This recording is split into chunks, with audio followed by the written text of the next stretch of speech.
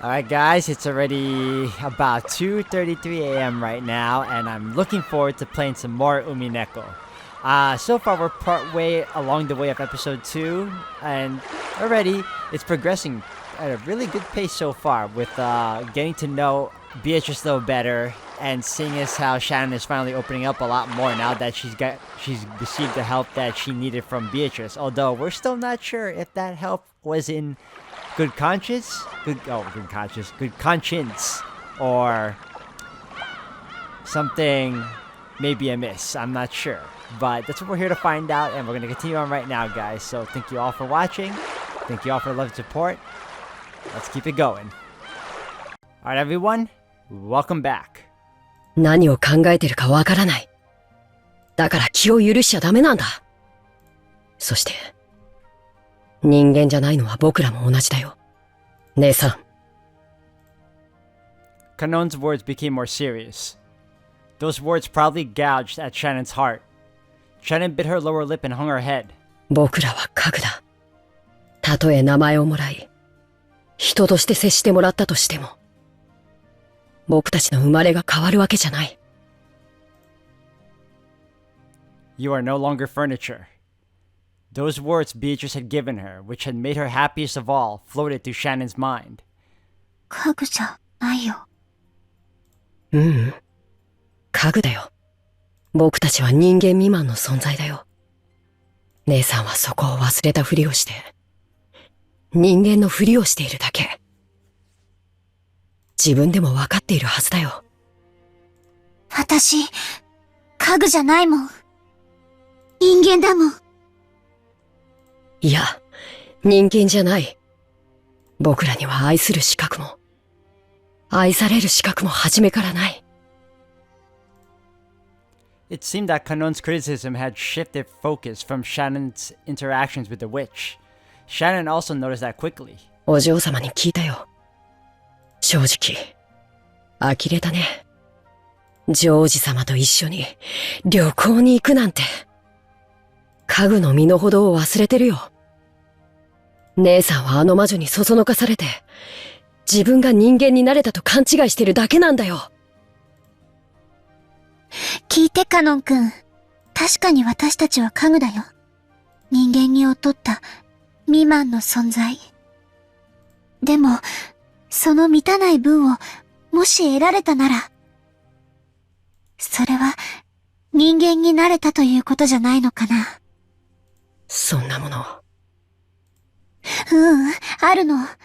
それを得たなら、私たちは家具なんかじゃない、人間になれるよ。バカバカしい。なれるものか。Kanon spat that out, but weakly, and turned away. That was probably resignation. The baptism of days upon days of suffering being furniture had firmly sealed his heart. なれるよ。カノン君も。普通の人間に。よしてよ。魔女の受け売りは。It also goes to show how deep the brainwashing was, because he truly doesn't want to believe there's a chance he could possibly be more than furniture. ベアトリーチェ様に教えてもらったの。私たちは世界の一なる元素を得ることで人間になることができる。それを満たさないなら、それは人間じゃない。だから人は一なる元素を得るために生涯を尽くし、貫いていく。姉さんが何を言っているのかわからないね。よまよい事なら聞きたくないよ。なら、カノン君にもわかるように教えてあげるね。ほら、姉さんの指の先を見て。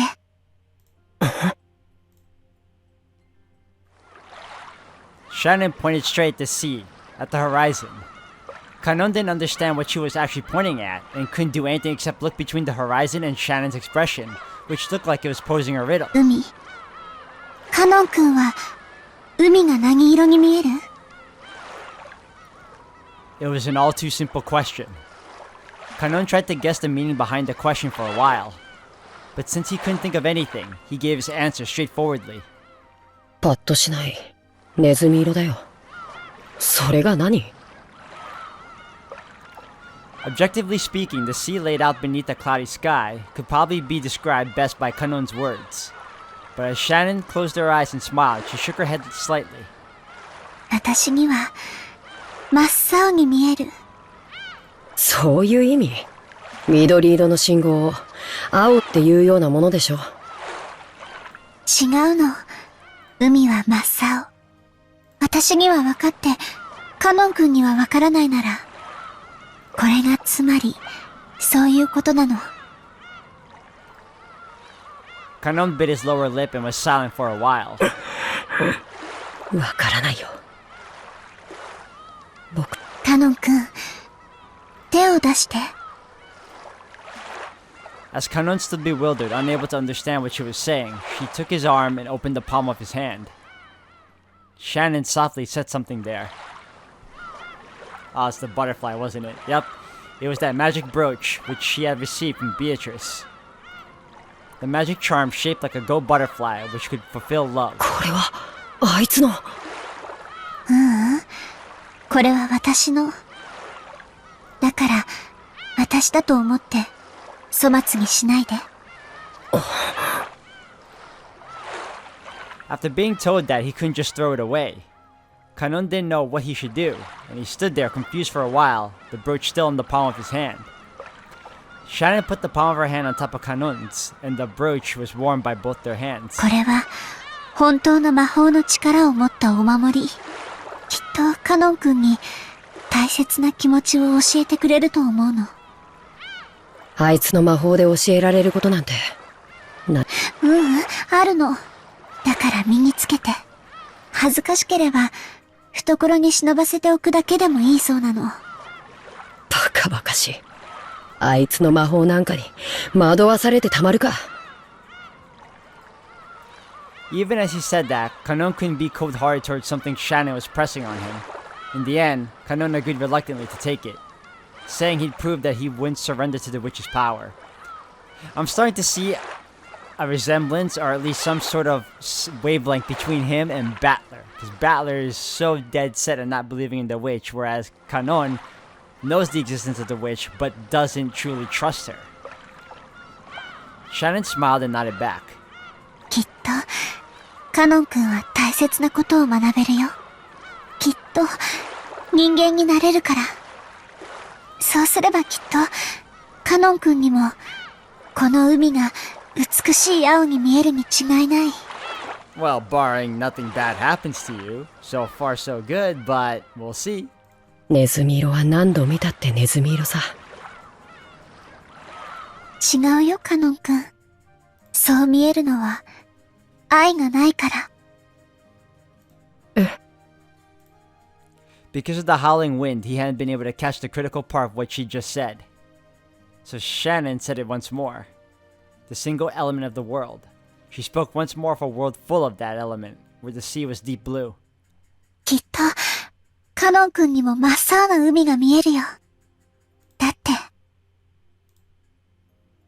Without love, it cannot be seen.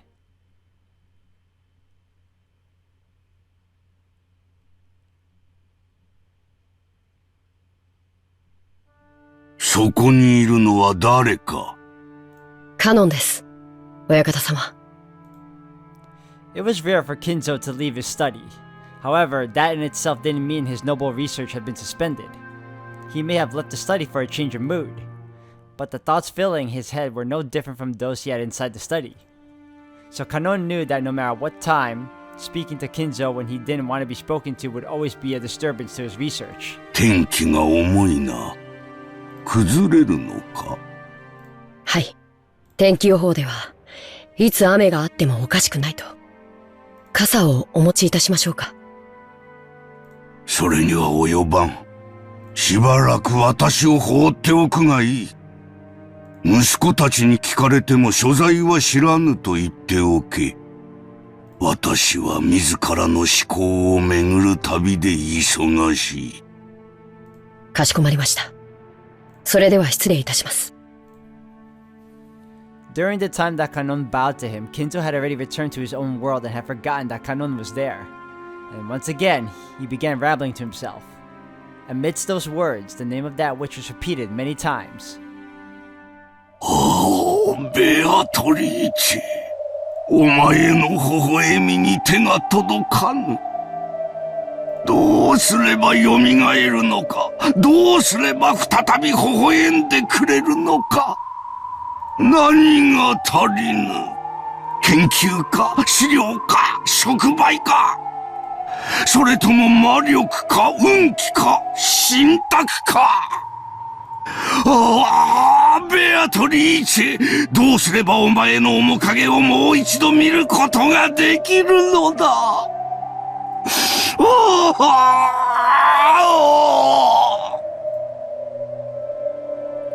As Kanon listened to his master's weeping voice over his shoulder, he turned around just once. When he did, right behind his isolated old master was the silhouette of a person that shouldn't have been there. It was the witch. At once, Kanon, thinking that the witch must be plotting to do Kinzo some harm, quickly ran back to Kinzo trying to become a shield himself. But when he saw the expression on the witch's face, that emotion of his vanished, because Beatrice's expression was one of sorrow, or maybe pity. 愚かな金蔵。わらわはここにいるというのに。Right behind Kinzo, as he repeated the witch's name over and over, desiring to be reunited with her more than anything else, was the witch herself. And yet Kinzo couldn't notice a thing. Even when Beatrice tried to rest her hand on his shoulder, he didn't notice a thing. なぜだ。なぜベアトリーチェの微笑みに手が届かぬのか。月齢か。水星の周期か。惑星の配列か。何が足りぬのだ。何が。無駄よ、金蔵。愛がなければ見えない。Kanon took the brooch he had received from Shannon out of his pocket. Could he learn something that would enable him to see what he currently could not? 愛がなければ見えない。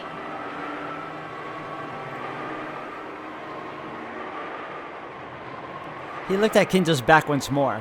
The witch was no longer there.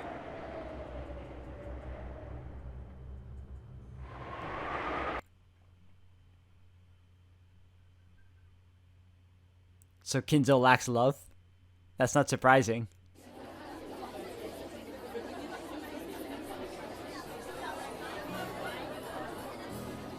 The biggest event for the Ushiromiya family in the fall was the family conference in October. But for sorry, I was like rereading the same thing. But for Jessica, there was another one before that, the school cultural festival. Jessica liked school. To her, it was a place where she could let out the stress she'd built up during the rigid lifestyle she was forced to lead at home. For the cultural festival today, she had formed a group with her friends, and would be performing a casual pop rock on a temporary stage. She had kept up preparing and practicing for that and was really looking forward to today. But there was one thing that had been worrying her. She looked at the clock. There was still a little time, but she was uneasy. Would he really come? As she was about to breathe out a stress-relieving sigh, her heart jumped as all her friends suddenly started speaking in shrill voices. 嘘！ひなの彼氏超イケてんじゃん！マジすごくない？マジすごくない？リンの彼氏すっごい頭良さそう。あれでド S メガネなの？マジ本当？ダメダメ。うちの旦那ギャル男だし。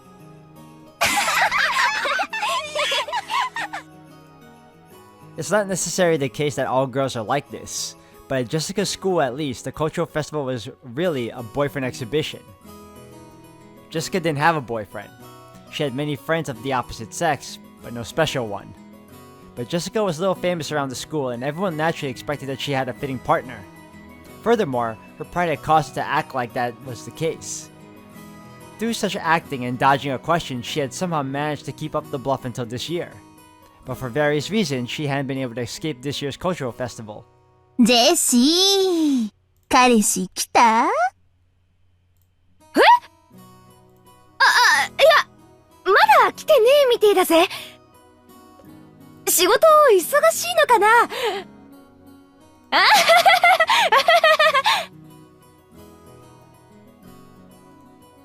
ジェシーの彼氏、どんな人なの？せめてヒントだけでも出してよ。何系？何系？すっごいよね。社会人なんでしょ？スーツとかで来る？もちろんメガネかけてるよね。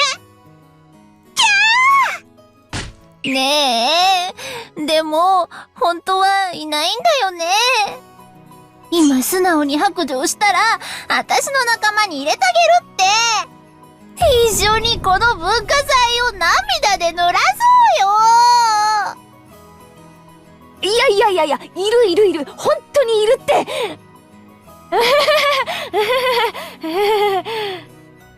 Boy, is that laugh ever fake. Jessica laughed awkwardly, covered with cold sweat. It was extremely doubtful whether she really had deceived her sharp-witted friends.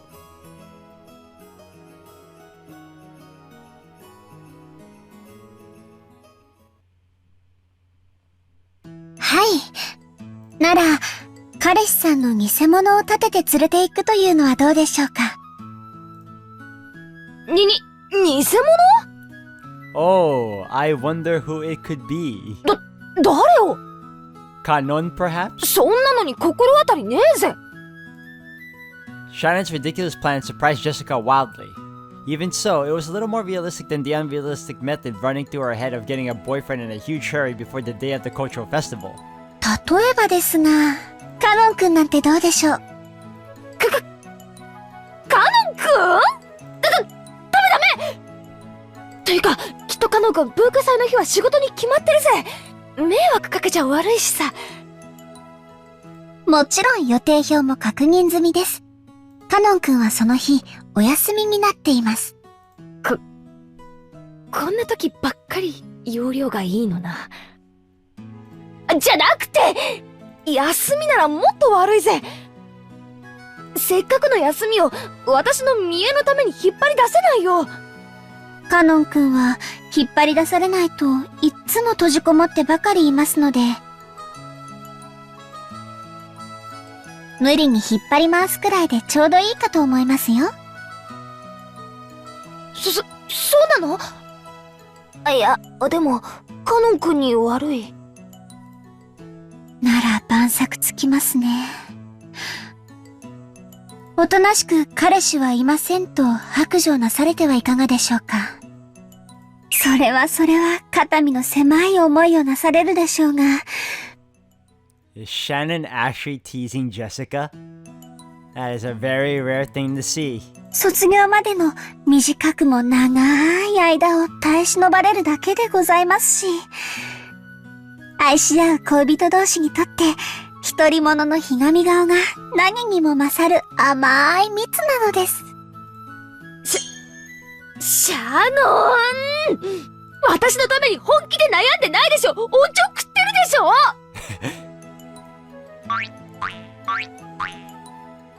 ！Jessica wrestled about with Shannon, her eyes teary, but Shannon was unconcerned, laughing with her usual smile. はい。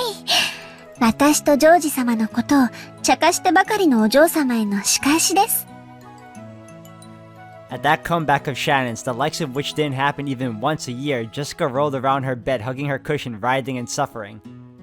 Shannon's triumphant smile was unbearably frustrating, but right now, she was the only person Jessica could talk with. She could wait until later to suffocate her with a cushion. いいじゃないですか、お嬢様。文化祭ではありますが、カノン君と一緒に遊びに行くチャンスですよ。いや、それはそうだけど、いや。Jessica buried her head in her favorite cushion to hide the fact that her face had grown bright red, and she bit away at her thumbnail. It really was a reaction to be appreciated. Shannon and Jessica were about the same age, of the same sex, and they were also friends. And they were both right in the middle of puberty. They could never talk enough about things related to love. That's why they were able to be open with each other about these topics. So Jessica had heard in detail about how Shannon and George's love was progressing. And on the other side, Shannon had heard the details of what type Jessica liked and what kind of man she might be interested in. Judging by Jessica's reaction, it would probably be crude to talk about that in detail. But we won't get anywhere with Jessica just rolling around the bed forever, so, to be blunt, Jessica had been thinking about Kanon ever since he had first appeared. There were almost no young men on Rokenjima, so maybe it was natural that Jessica, as a girl in puberty, had become interested in Kanon. But if anyone said that, it would destroy the romance of a maiden's pure heart and of love at first sight. Shannon had been with Kanon the whole time at the Welfare Institute, so she had known him before they had started working. So Jessica had asked persistently about what kind of person he was, what his hobbies were, what his favorite foods were, what type of girl he liked. Even Shannon could clearly tell that Jessica was infatuated with Kanon. もう、カノン君をデートに連れ出せるいい機会じゃありませんか。でも、カノン君にだって好きな人とかいるかもしれないし、私なんかの見えっ張りに付き合わせたら気を悪くするぜ。お嬢様のような素直じゃない方を、何でしたっけ？ジョージ様に習いました。そうそう、ツンドラとか言うそうですよ。ツンデレ？あと十数年かすると流行るんだそうですよ。へえ、さすがジョージ兄さんだな。未来のトレンドがわかるのかよ。すげえぜ。じゃなくてってことは、私ってタイプは時代がずれてるってことじゃねえかよ。もうダメだ。Ultimately, Jessica wasted several days before finally agreeing to the plan of having Kanon pretend to be her boyfriend.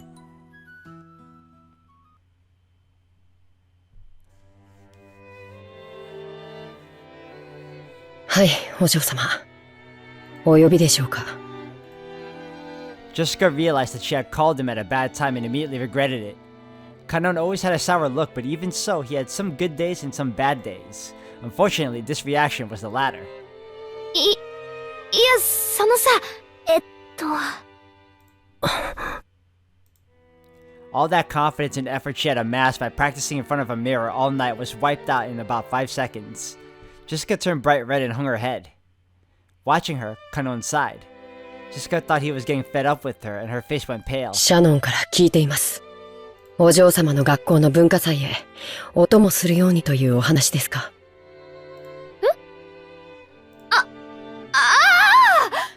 シャノンナイスじゃなくて、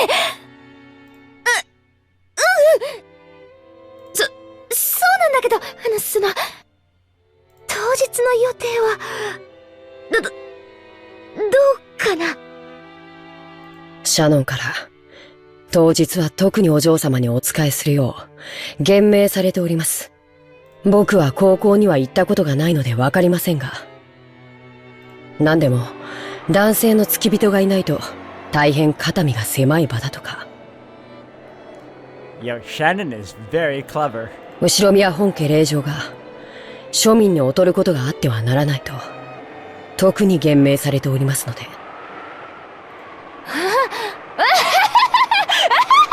シャノンは後でぶっ殺す。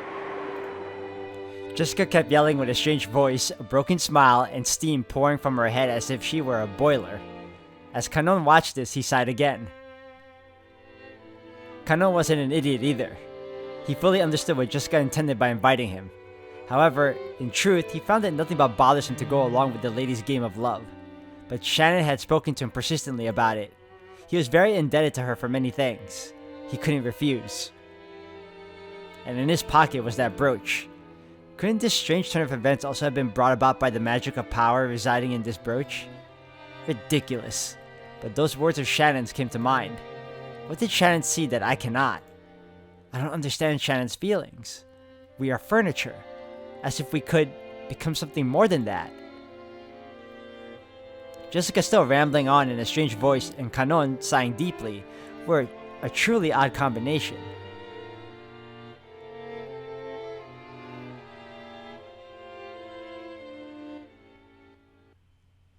ジェシー、人が来てるよ。聞こえてないの？ごめん。誰？ As my friends all gathered together, they were looking this way with hard to describe expressions. whispering to each other in low voices that couldn't be called low. Even I felt kind of shameless. Did I just say, sorry who? Like I don't know who's shown up. Ah, crap, my mind is blank. 嘘、あれジェシの彼氏？ Why is he wearing that? かわいい。本当に彼氏いたんだ。マジ嘘本当？ジェシカの裏切り者。すっごい素敵じゃん。年下？年下なんて聞いてないよ。どこジェシの彼氏ってどこショタって本当？いや遅かったじゃねえかよ。昇降口がわからなかったもので、遅くなって申し訳ございません。いや、その格好も似合ってるぜ。シャノンが普段着では良くないと言って、先日一緒に買い物を。That... alright, whatever. You know what? Style is style, right? 似合いませんでしたでしょうか。そんなことないよ。シャノン、後で2階級特進。Promotion. なんだかここは女の人ばかりで居心地が悪いです。だよな。さ、ここじゃなくてステージの方に行こうぜ。もうすぐ私たちの出番だからさ。さ。It seemed that Jessica was just as uncomfortable. It looked like she was finding it difficult to cope while bathed in everyone's interested gaze. When he saw Jessica's appearance, Kanon thought that he might have made things difficult for her by coming. なんだか迷惑をおかけしているような気がします。お邪魔だったでしょうか。そんなことないって。僕がお邪魔でしたらいつでも言ってくだされば。僕の子だ。あひー。邪魔なんかじゃないよ、カノンくん。彼氏勘付けだ。僕はどうしていればいいでしょうか、お嬢様。お嬢って呼ばせてるの？羊系来たこれ。今日はお嬢様はそうですか。わかりました、ジェシカ様。しつけ済みの様付けだ。Ah, she's just not gonna win this one. ごめん、カノンくん。3秒でいいから目つぶっててくれるかな。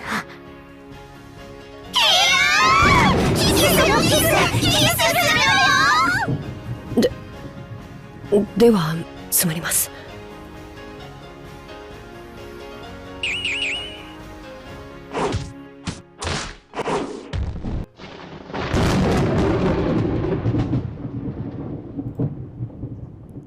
When Kanon opened his eyes, for some reason there was a horrible tragedy in the room. Everyone had been driven into the walls, their arms and legs outstretched. Jessica put her brass knuckles in her pocket before Kanon opened his eyes. とにかくステージの方に行こう。She beat up her friends. 私たちの出番はもうすぐだから、しばらく席で待っててよ。私たちは準備あるからさ。この先、突き当たりまで行けば仮設舞台があるからわかるぜ。そこで待ってて。Kanon seemed to be having a hard time adjusting. Pushing him in the back, Jessica sent him out into the corridor. Even though Kanon was confused by Jessica's attitude and show of agitation, which she had never seen before, he followed her instructions and headed in the direction she had indicated. After seeing him off with an awkward smile, Jessica slammed the door shut and yelled loudly. さ、見たね？見たでしょ？満足した？ざまあねえぜ！賭けに負けた。絶対ジェシに彼氏なんかいないと思ってたのに。彼氏じゃないんでしょ？使用人へのパワハラでしょ？ジェシの彼氏素敵だおー。いやかましいぜ。ほら準備。Jessica took the brass knuckles out of her pocket again, and everyone energetically returned to their tasks.